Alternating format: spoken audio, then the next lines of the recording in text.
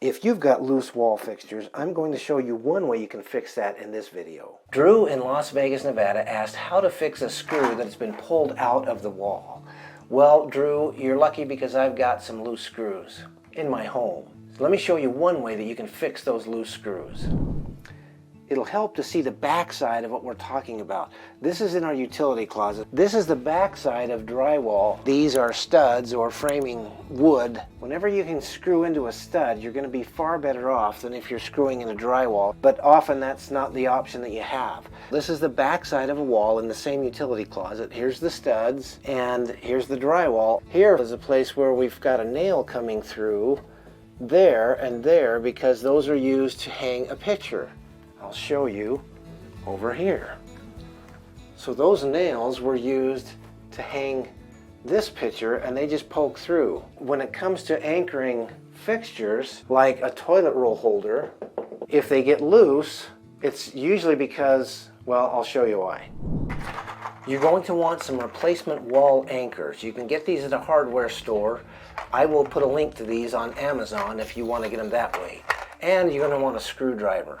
You might be tempted to use something like a drill or an impact driver, but in this case I'm going to recommend you use the screwdriver so that you don't accidentally over torque it. We're going to start by getting into the screw that is the problem. These have little plugs over the screw holes, so I'm going to pull these out with, I'm just going to use my pocket knife because I have edge, work those out a little bit because I'd like to get to the screw head and unscrew it. It's probably so loose. There it is. With that, I can do the impact driver for unscrewing.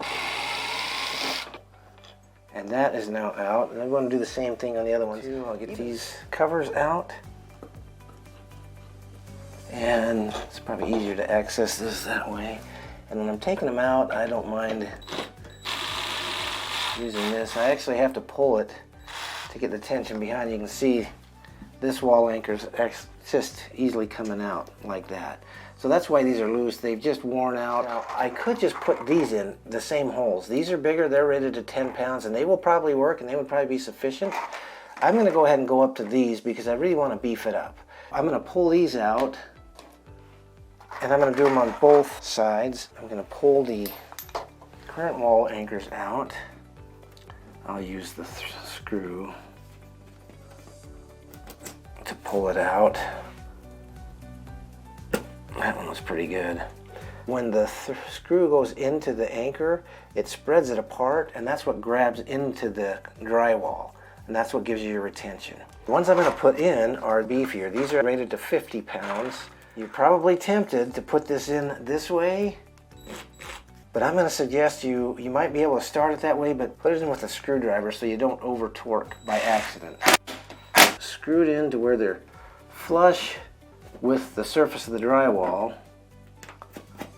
We'll take the screws that came with it. I'm going to start it into the wall anchor. And again, probably tempted to use the impact driver, but I'm going to suggest you use the hand screwdriver so that you don't over torque it and strip out the new anchor.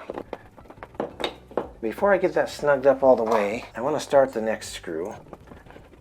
So when I'm close to having one of them tight, I'm going to position this by hand to make sure it's right where it should be. And then as it snugs up, I can let go of it. And that one's in there. And I don't know if you heard that little pop. When the screw gets into that depth, it pops this off. And that's what spreads it out on the backside to again anchor it on the backside of the wall. The threads on this anchor are what give it the extra strength, which is why this one's rated to 50 pounds as opposed to the kind that I pulled out that are probably like 10 pounds. Okay, good and snug. Good and snug, hand tight, and that is much more firm. Most of the way in, and then do the bottom one. Just make sure it's pretty much straight up and down. Snug it up. And just good hand tight, not over torquing it. And then come down here and snug this one up.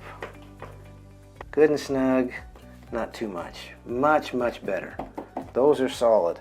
I'll put the little oak covers back.